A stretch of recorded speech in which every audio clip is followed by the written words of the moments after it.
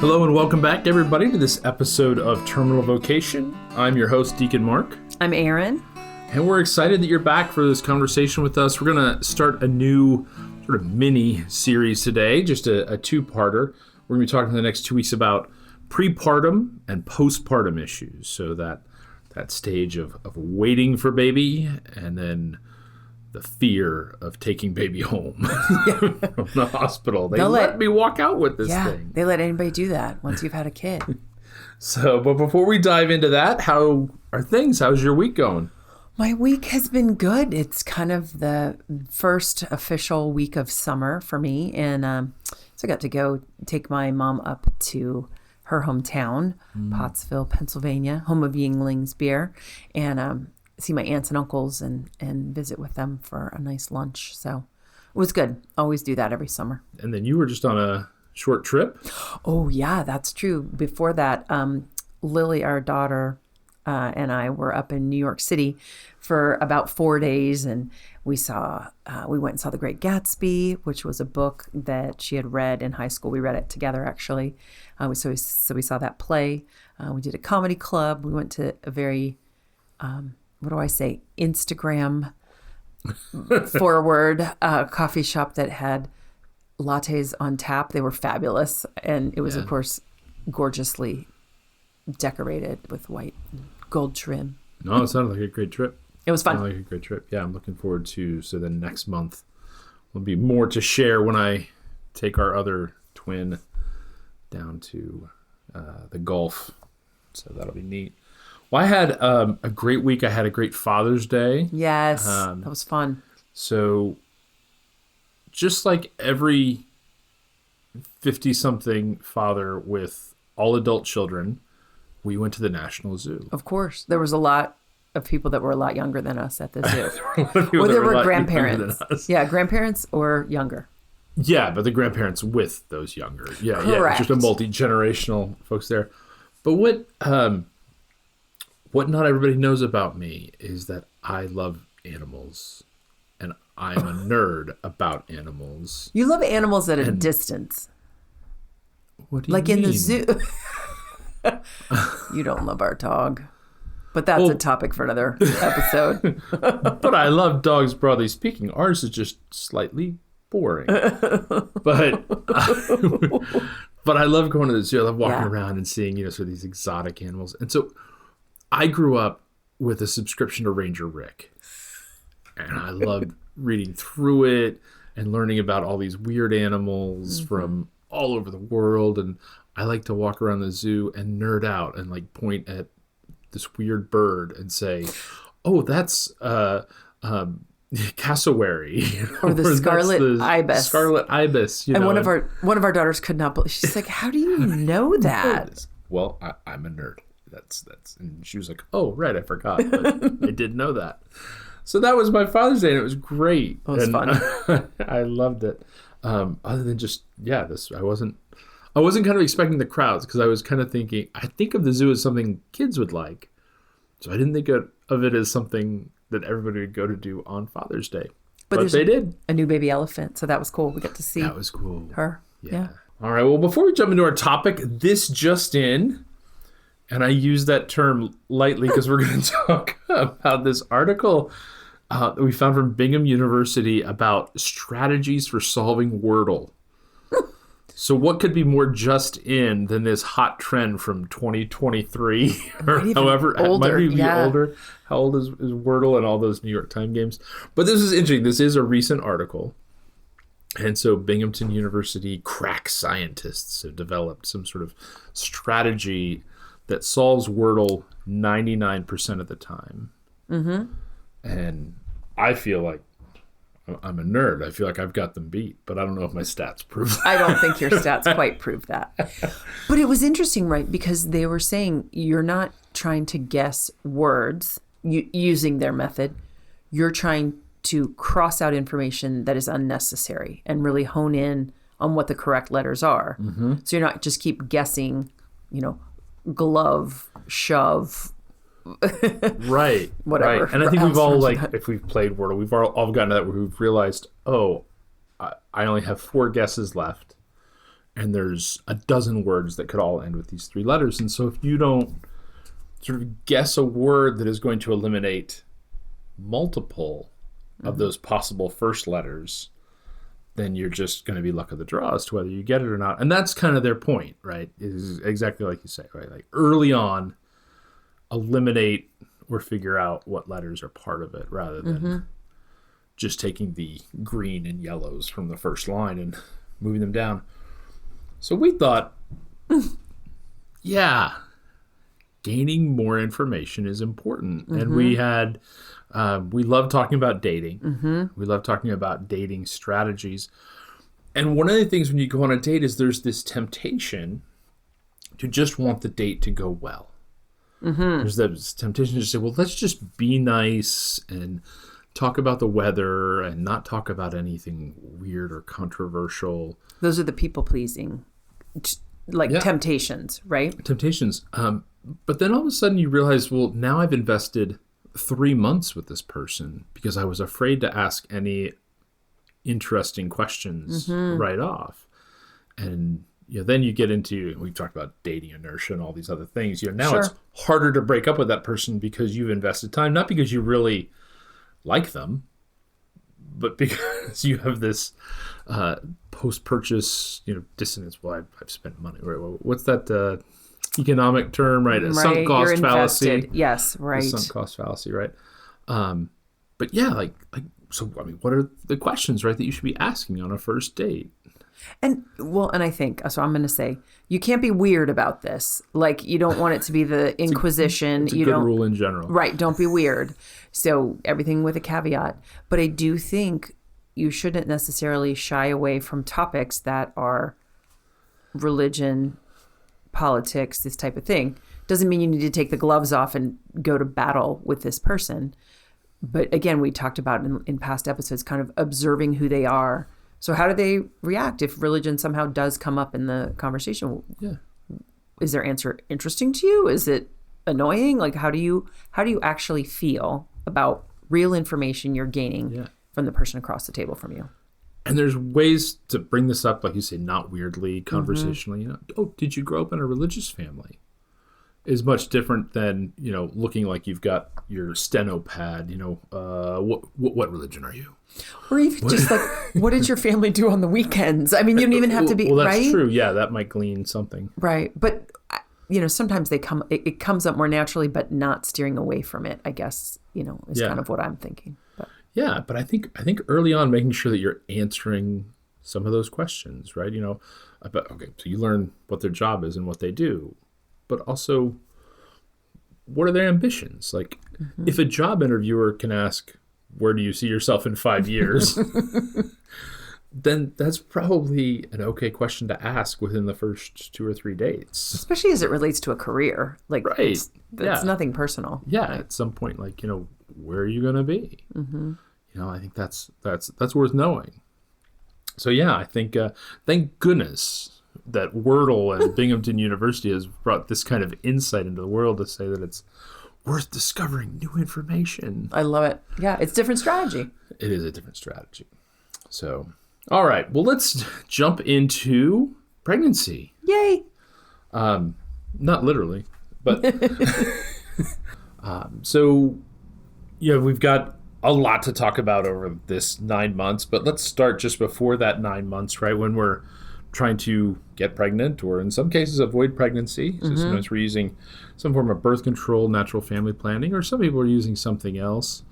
Of course, if you're using natural family planning, which we always support and promote here, then you are kind of always on board with the idea that that what you're doing has a natural consequence, so you're less surprised. But I know there's a lot to some of the other forms of birth control in terms of consequences, especially when it comes to, hey, now we are ready to try, and what's that going to look like? What's so true, especially with natural family planning, is instantly reversible, right? You maybe are avoiding pregnancy for some, grave reason, and then all of a sudden you're like, okay, now we're ready, and you can do it, versus something like the contraceptive pill, where it might take time to come off of that and to change your hormones. We're not going to get too much into that discussion, but we have posted an article that talks about some of the risks of hormonal contraception that's in there. We always stand behind NFP. That also brings me to the point of trying to find, if you haven't already found, a doctor that can understand natural family planning methods. Not every primary or OBGYN did, in my experience. So we also are going to include a link that will get you in touch with some doctors that deal with fertility awareness methods, things like FEM, which stands for fertility education and medical management. So these type of doctors who know what they're talking about. Right. Yeah. So we'll have those links for you, but we don't have to go too in depth on that. Okay, but let's jump into the 9 months itself, because this is where it gets exciting. Right? It does. It does. So, very exciting. So usually the first step, or, maybe just after the first step, and you can talk about that a little bit more, but we get the little stick with the 2 lines on it or the plus sign on it. So let's talk about like the discovery, right? Like what was that like for you, or in general for... Well, it's funny because with our first kid, we did have a little stick that told, but we really didn't need it, because if you're just patient enough with natural family planning, you can see exactly what happened. So I felt like that was more like I wanted that movie moment. You know what I mean? So I don't know that we did that with any of the other kids that I remember. Yeah.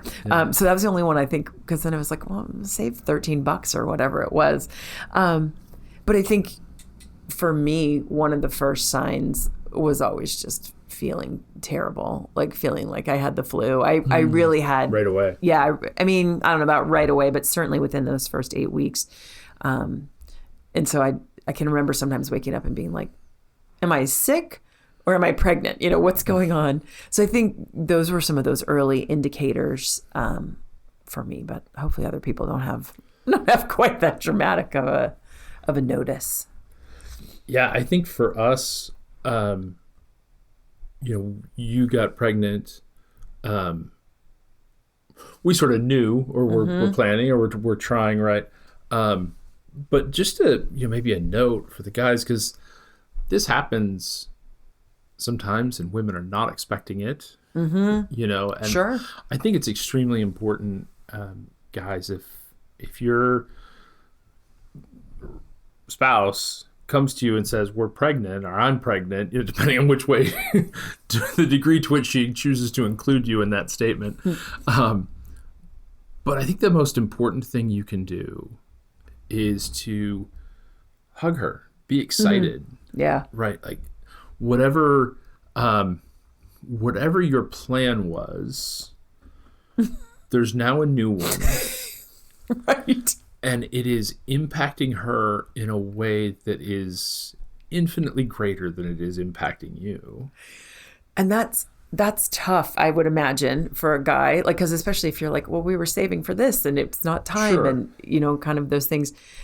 I can remember we had our twins and we were talking about having more children, and it was always a very in-depth commitment just because of how sick I would get. And at one point you looked at me and said, you're not always a peach when you're pregnant. And that was news to me, because I think you did a really good job of dealing with all the things we're going to talk about. And especially me being sick and things like that. And I think you kept a lot of that inside and didn't... Tried to. Yeah. Didn't, sort of let me struggle through what I had to struggle through, and certainly supported me. But I'm guessing there were many times that were nerve-wracking, frustrating, and you were able to just, I guess, kind of be a man about that and not burden me with that.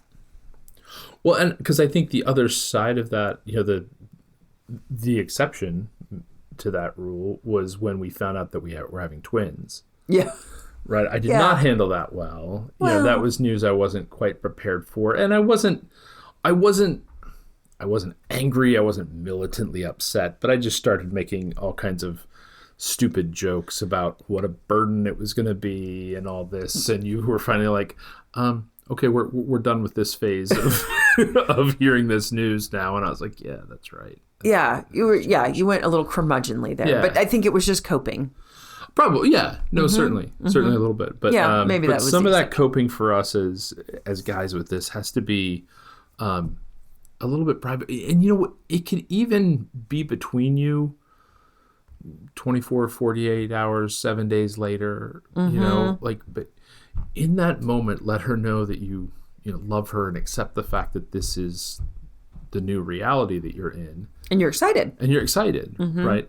And then let her come to you a couple days later and say, you were just so happy and I wasn't sure I was. How did you do that? We'll be like, yeah, I'm very nervous. You can have that honest conversation about whatever nerves you have, but not having them at the moment of her telling you that news lets her know that she can tell you news and not be scared of your response. Yeah. And that's important. Yeah, that's a big trust. So the one other aspect to discovery, of course, is, especially if you're excited, is now you have the most amazing thing and figuring out when can we tell other people. Oh, it is so hard because you are so excited. And then sometimes, like for me, it was so obvious I was sick or eating weird things at weird times. A couple of people were like, are you pregnant? Right. Yeah. Go to the bathroom and throw up again.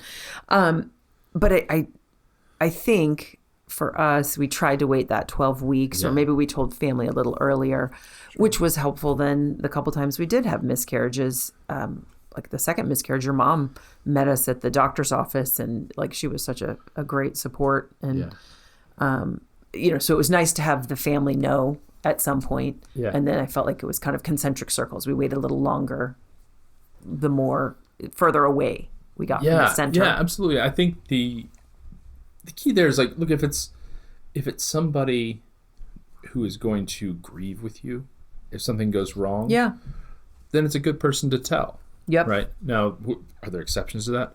Sure. Right. Like if you know that, her mom, his mom, whichever parent or whatever can't keep their mouth shut and is going to, have this on Facebook within minutes. Good point.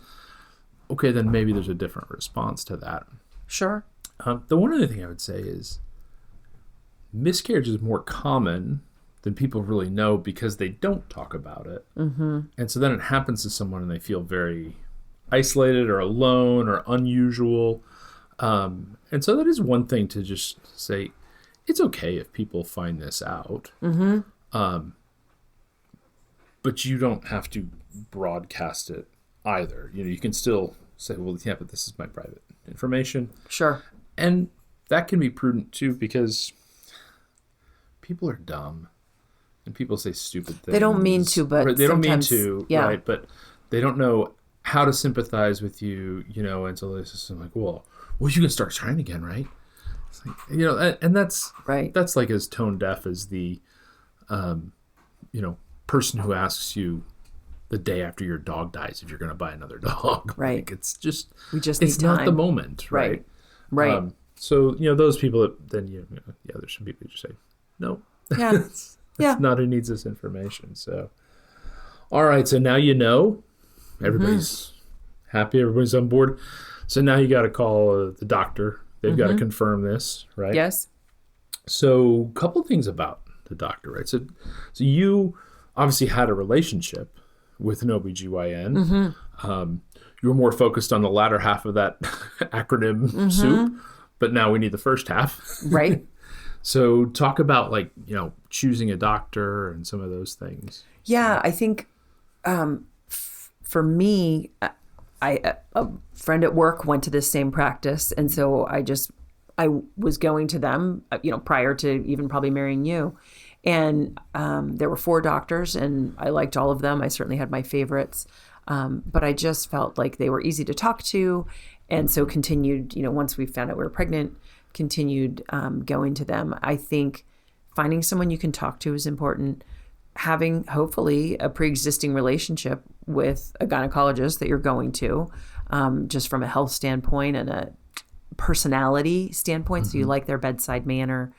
that type of thing. I think that's probably most important.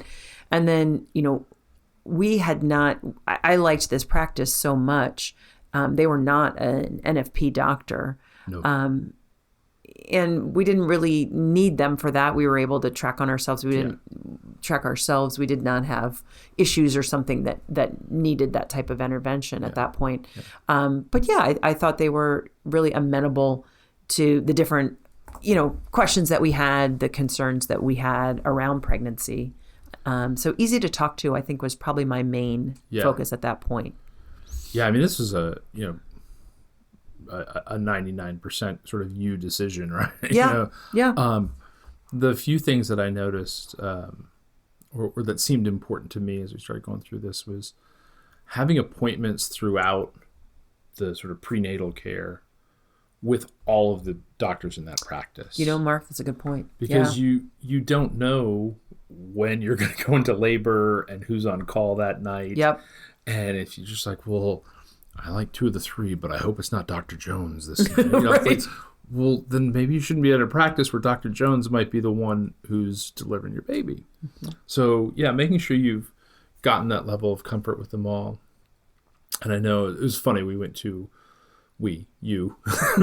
to a practice that was 2 women and 1 man. Yeah. And, but he was so funny and so dry. And, we had some great, some of our stories of sort of jokes or quips. He was wonderful. Were for him. They were all 3 good in just such different ways. Yeah. He was the one that I said, well, what happens if the baby goes really fast and we can't get to the hospital or in time in order to get on the strep B drip or whatever. Yeah.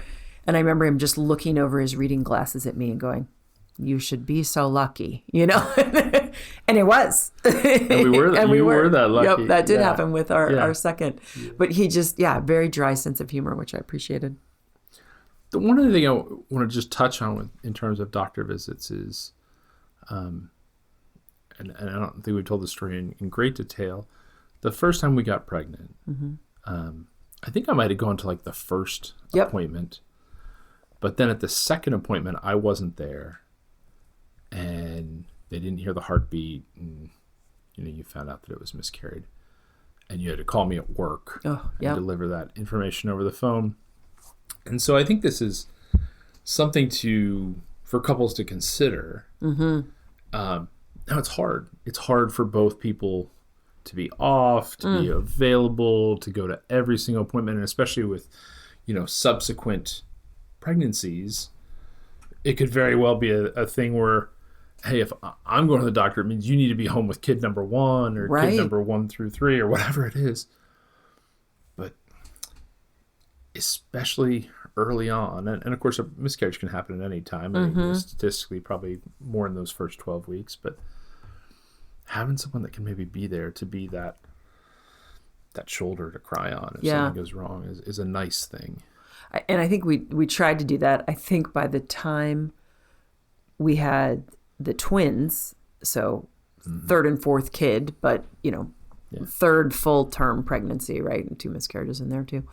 But I think at that point it was just, sometimes I'd have somebody with me and sometimes I wouldn't. We just couldn't, make it happen every time. Yeah. But certainly, and I think things like, the one where you have to go do the diabetes and drink, not do the diabetes, but get tested for diabetes.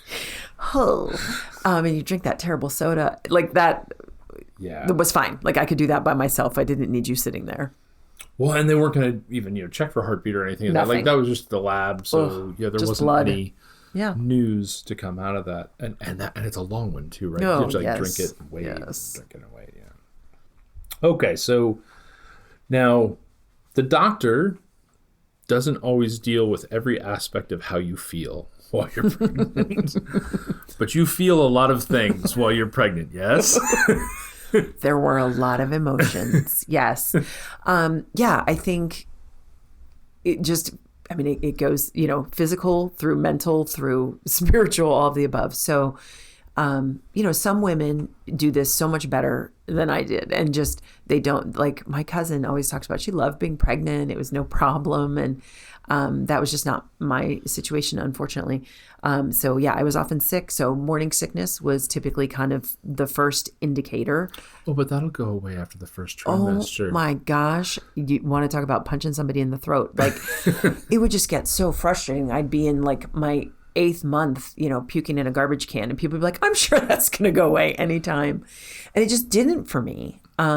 So we just learned what foods worked. Convinced you're going to deliver the child that way.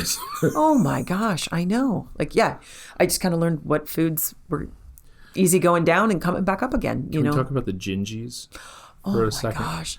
It seemed like ginger was going to be like, it was going to solve everything. That's what I read online. We got, the story as I remember it was there were these ginger lollipops. Yeah. And they were tiny. They looked like the old lollipops you used to get at the bank. Yes. Right, so those kind of small lollipops, but they were ginger flavored, which just sounded disgusting. But your morning sickness was so bad that you would be trying whatever the palliative care associated with it was, and you would throw up anyway. And so then the cure for morning sickness became something that would psychosomatically incite the morning sickness, so much so that I think it was a couple months after one of the kids had been born, and we opened a drawer in the kitchen, and there's a pile of gingies sitting there, and you just look like, ooh, like you're gonna just heave right there. And I said, then why are we keeping these? Well, because we paid a lot for them. They were expensive. Yeah, we threw them out. That was that day. That was nasty. They went away. That was a funny story. But morning sickness isn't the only thing, right? No.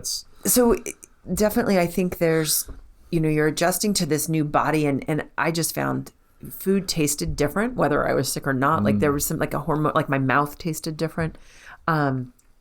We certainly, you're gaining weight, your body's changing, your center of gravity is changing, all these things. I think one of the things that you said to me, I think after our second, or the twins, I kept gaining about 40 pounds with every pregnancy. And the doctor was always like, we really want you to gain 25. And they would tell you right at the beginning, 25 pounds. I don't know what they would say now. This was a while ago. And I just sailed past 25. Like, it was nobody's business. And finally, I think with the twins, I gained so much weight with them, I think 75 pounds. But you just said, your body kind of does this. You kind of gained 40 pounds. Like I was exercising, I was trying to eat healthy, so maybe I know what they're telling you, but maybe it's just the way your body does it. And I think that was just kind of a relief to me, was, okay, let's just trust in the process. At some point, we're not all going to fit into these little cookie cutter molds. So, trying to do all the right stuff that they were asking me to do. And then just the weight was the weight, and try and deal with that. And talking about people saying stupid things. I remember going to a party at a neighbor's, and this one guy from church said, "You look like a beached whale." And I remember just like coming home and crying, and now like I just laugh about it. I think, what a jerk, but people say funny things. So I think that weight gain, I had dealt with an eating disorder in my 20s. So that kind of plays with your head a little bit. But it's what your body's supposed to do. Like your body knows. Our bodies have been doing this for eons, and the body knows what it is supposed to do. So I think just trying to keep that in mind. I mean, obviously there's things you can do like compression stockings and, making sure you're taking your calcium, all the medical stuff that they tell you are important. I think also falling into that category, I'll say, is kind of just that acceptance or sacrifice that your body is going to have this baby, and that there are going to be permanent changes from that. I look very different, but my body has changed. There's scars that they didn't used to be there, and things that are different, and trying to surrender to that process kind of on a spiritual level as well, I think is really important. And lastly, just sort of emotionally, I think like you've already touched on that, but I mean, I felt like you would come home from work and you were never sure if I would be laughing or crying or just sort of fine. or needing chicken nuggets. Oh my gosh, I did have that. The cravings is an interesting thing, right? You didn't crave anything really weird. No. I don't remember. A couple of things that I remember about cravings. The first is I remember the doctor saying, don't drink gasoline. I was like, yeah, right. Right. You know, we knew this. Right. And, but apparently women, sometimes when pregnant, would be missing certain nutrients and they would smell it. Pica, and it would smell like something that they were missing. Yeah. The other craving story that I love is we were watching West Wing one night. And it was an episode where they were having some dinner. And I remember, like, you know, the president was from, like, Vermont or something. And they were having maple syrup and waffles. And all of a sudden you said, I need waffles. I was like, yeah, fine, good. You know, pregnant woman wants waffles, we make waffles, right? And that would all be fine. Except that I was pretty darn sure that waffles at 10 o'clock sounded like a good idea for me, too. And I didn't initially crave them, but once you smell waffles on the waffle iron, you want one. Even if it's 10 p.m. So, dudes, sympathy weight is a real thing. Be careful. Don't eat what she's eating. Just because she's eating it doesn't mean you need it too. All right. So, you know, the other sort of part of preparing, though, is like just nesting and preparing. And I think the interesting thing when we talk about nesting, right, is there's a physical but also an emotional aspect of getting yourself ready for the child to arrive, right? So what were, you know, things that you were like, this is the most important thing to me in terms of getting ready? First of all, I just think it's funny that you use the word nesting. I mean, it's true. We talked about it, but it just sounds funny when you say it. I think I wanted everything done pretty much the day we knew we were pregnant. So, I mean, it was kind of like, well, when are you going to get the car seat? Remember, you had to get the car seat inspected. Yeah. But the nursery, like, I felt like, and I didn't need to have everything. I didn't feel like we needed everything to be perfect and matchy-matchy, but I just wanted to make sure we had a crib. We had somewhere, we had a dresser, we had a changing table, that type of thing. So having that stuff set up and ready to go early on. Had everything ready pretty early. Not as early as you wanted, but you're also already packed for our Christmas trip.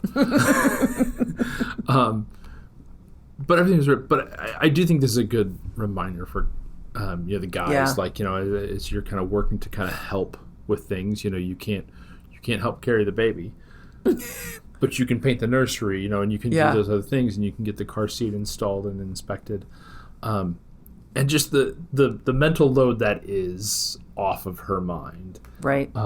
Because, you know, okay, yeah, the baby's due at 40 weeks, but kids come at 36. Normally, right at 36, earlier, you know, super normally, even earlier than that. Sure. So, you know, once you're past that midway point, you know, you need kind of major things in place. I do remember signing up for registry, and we were looking at diaper bags, and your one comment, you didn't have many comments. I felt like you were pretty fine with whatever I wanted to do, but we were looking at some cute flowery one, and you said, you can get whatever one you want. If you want me to carry it, it won't have flowers. And I thought, noted, fair enough.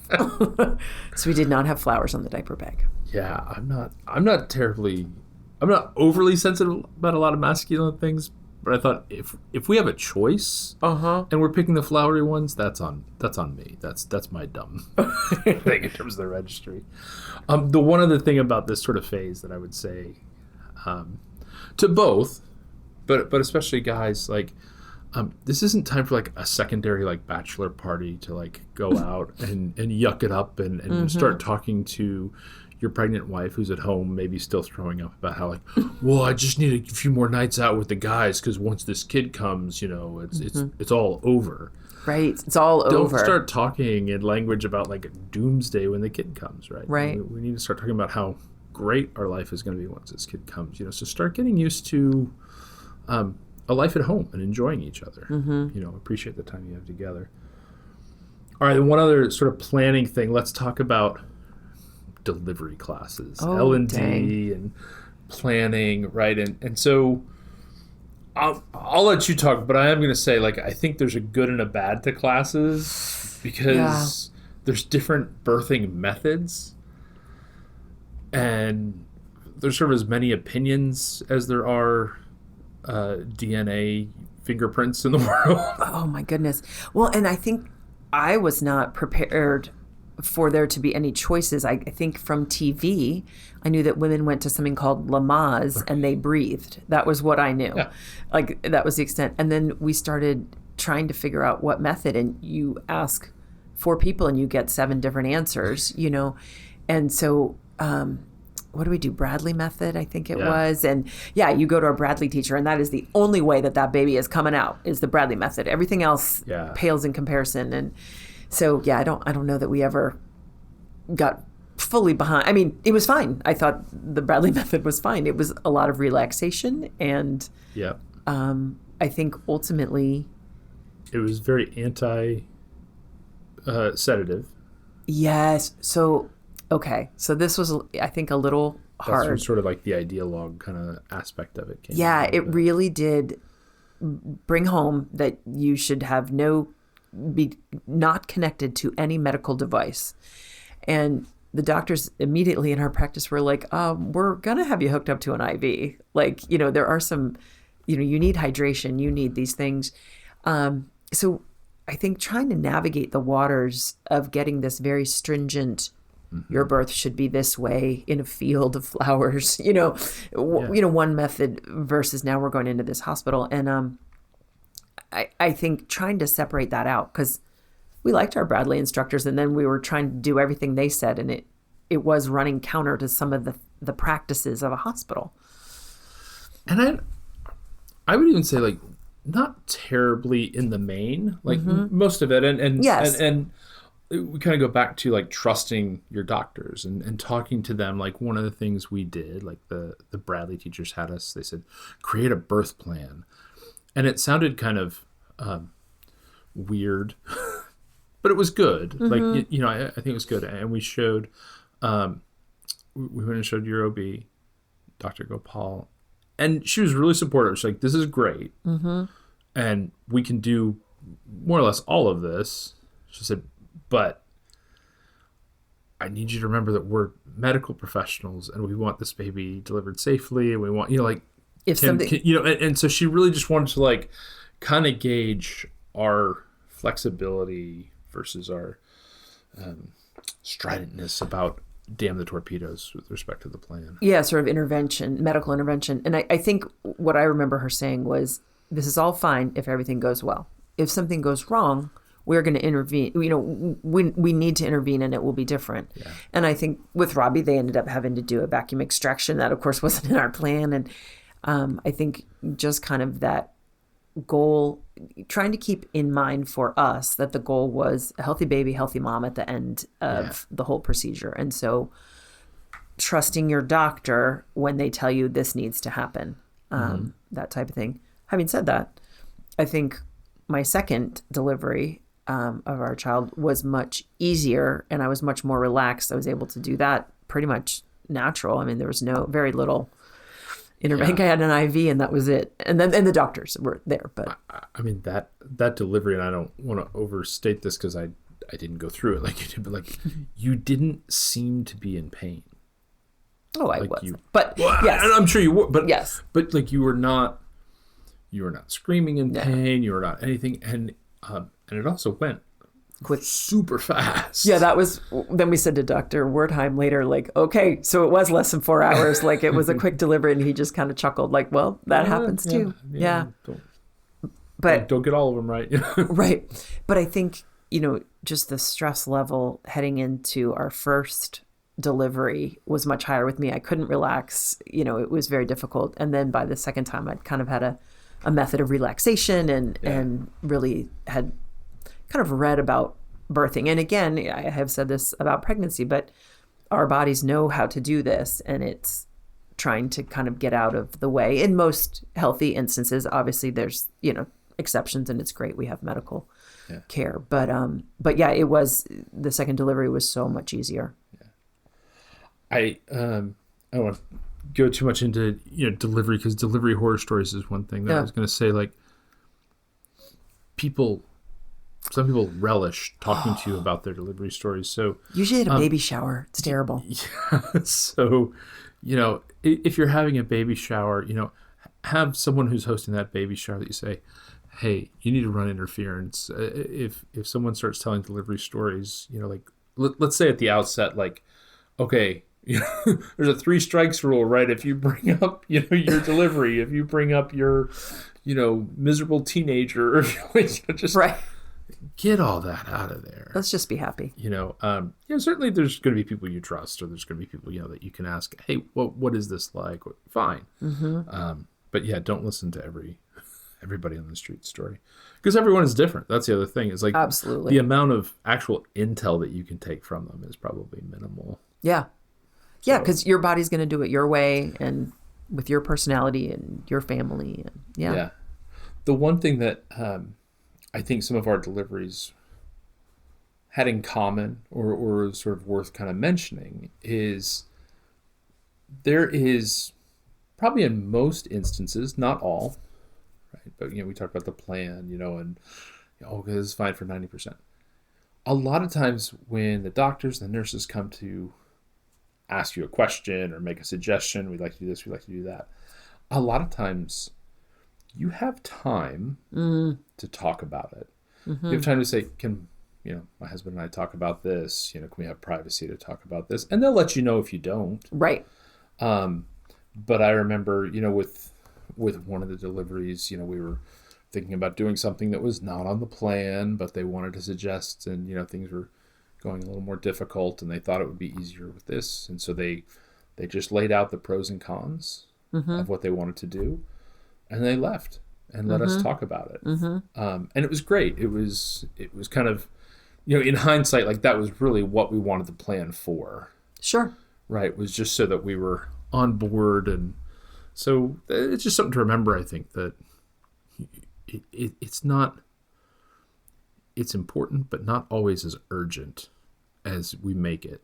And like you said, they'll let you know, because obviously people do have emergency, and emergency C-sections, emergency things come up.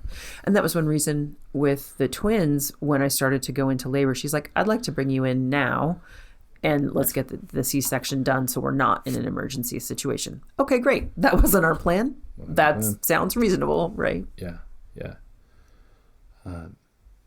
So, I guess, the last thing is, y'all, women, have been doing this for a long time with very little help and intervention, and you're pretty darn good at it, right? So don't be scared.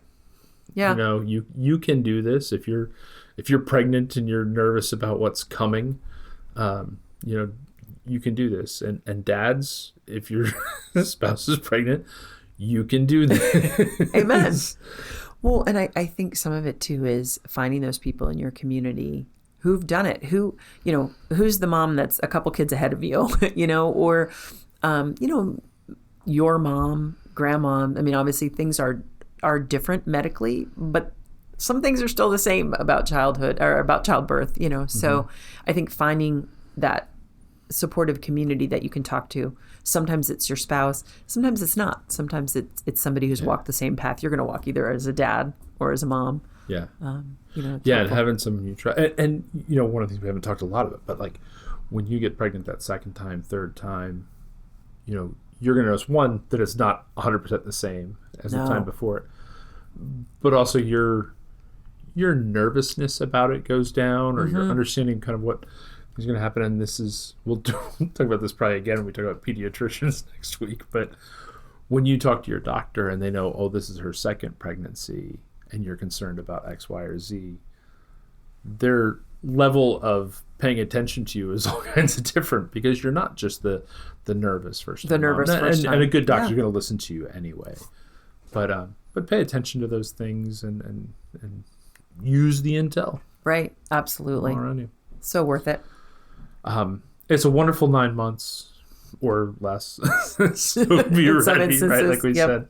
But it is, a wonderful period. Well, if you have ideas or topics that you'd like to hear us talk about, send them to terminalvocation@gmail.com. As always, please like, subscribe, follow. We'd love to get some comments and ratings. It really helps us. And you've been listening to Terminal Vocation, a VoFam production. I'm Mark, and this is Aaron. Thanks for joining us. We'll talk to you next week. Bye-bye.